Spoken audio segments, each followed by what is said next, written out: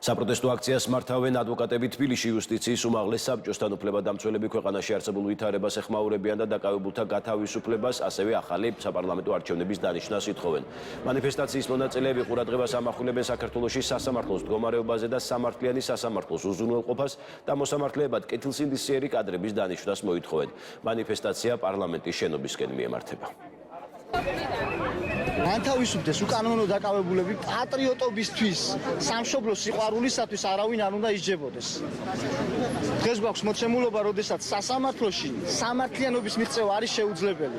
11 სტომაზე მომიწია თავად მე ჩართვა ადმინისტრაციულ დაკავებებთან დაკავშირებით და მხოლოდ ერთზე დადგა შედეგი, ისიც შენიშვნით, როდესაც თითოეული იმ საქმეში სადაც ვიყავი თავად ჩართული, შესაძლებელი იყო და აბსოლუტურად ყველა შემთხვევაში ჩემი დაცვის ყოფებს არანაირი დანაშაული ჩადენილი არ ქონიათ. ჩვენი სანქცირებული მოსამართლეები ამერიკის შეერთებულ შტატებს თხოვენ მტკიცებულებებს იმისთვის, რომ გავიგოთ რატომ დაასაქციეს და რატომ იმსახურებდნენ ამას.